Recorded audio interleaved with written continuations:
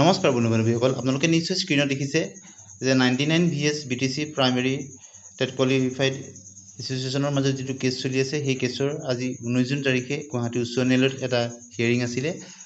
আহকচোন আজি কি আপডেট আহিল, কিবা নতুন অৰ্ডাৰ আহিছে নেকি, সেই বিষয়ে আমি আলোচনা কৰিম। বন্ধু-বান্ধৱীসকল, প্ৰথমবাৰৰ কাৰণে যদি চাইছে চেনেলটো ছাবস্ক্ৰাইব কৰি দিব, ভাল পালে লাইক আৰু শ্বেয়াৰ কৰি দিব। এনেকুৱা শেহতীয়া বা বাতৰিৰ কাৰণে আপোনালোকে নিশ্চয় স্ক্ৰীনত দেখা পাইছে এটা অৰ্ডাৰ আজিৰ ডেটত ইস্যু হৈছে গুৱাহাটী হাইকোৰ্টৰ পৰা। আপোনালোকে নিশ্চয় দেখিছে, তাত কেছ নাম্বাৰ আছে। যথেষ্ট দীঘলীয়া এটা অৰ্ডাৰ, বহু কপি আছে। মূল কথাখিনি আমি আজি আলোচনা কৰিম। গতিকে আপোনালোকে নিশ্চয় দেখিছে কি অৰ্ডাৰ আহিলে আজি 19/6/2024।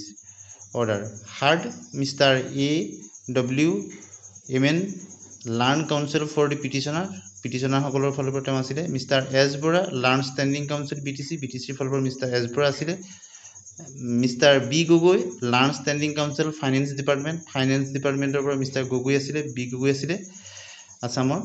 And mister PN Sharma learned standing counsel elementary education department Assam, elementary এডুকেশ্যনৰ ডিপাৰ্টমেণ্টত মিষ্টাৰ PN শৰ্মা উপস্থিত আছিলে। The applicant in IA civil number 684/2024, যিজন এপ্লিকেণ্ট এই কেছটোৰ, তেওঁলোকক কি কৰা হৈছে, ইজ এলাউড 2 weeks টাইম, 2 সপ্তাহৰ সময় দিয়া হৈছে to file reply to the affidavit in opposition. In অপজিশ্যনত এটা শপতনামা ফাইল কৰিবৰ কাৰণে 2 সপ্তাহৰ সময় দিছে। File by the respondent number 6, respondent number 6 যিটো এফিডেভিট দিছিল তাৰ ৰিপ্লাই এটা দিবৰ কাৰণে 2 সপ্তাহৰ সময় দিছে আদালতে।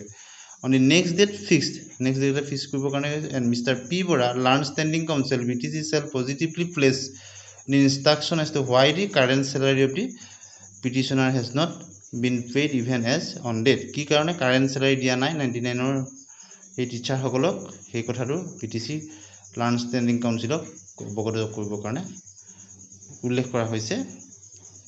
আপোনালোকে নিশ্চয় দেখিছে। লিষ্ট দি মেটাৰ অন 22/07/2024, অৰ্থাৎ জুলাই মাহৰ 22 তাৰিখে পুনৰ কেছটো ৰিজ কৰা হৈছে।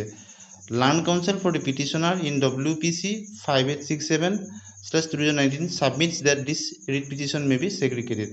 আৰু যিটো এটা কেছ দেখিছে আপোনালোকে, কেছ নাম্বাৰ, সেই কেছটো কি কৰি দিয়া হৈছে, ছেগ্ৰিগেট কৰি দিয়া হৈছে, অৰ্থাৎ ছেপাৰেট কৰি দিয়া হৈছে। Segregate WPC 5867/2019 from the rest, ইয়াৰ পৰা পৃথক কৰি দিবৰ কাৰণে অৰ্ডাৰ দিছে। And list the same after ভেকেশ্যনৰ পিছত তাক লিষ্ট কৰিবৰ কাৰণে কোৱা হৈছে। গতিকে কি আপডেট আহিলে আপোনালোকে নিশ্চয় দেখিছে। পৰৱৰ্তী শুনানি জুলাই মাহৰ 22 তাৰিখে দিছে।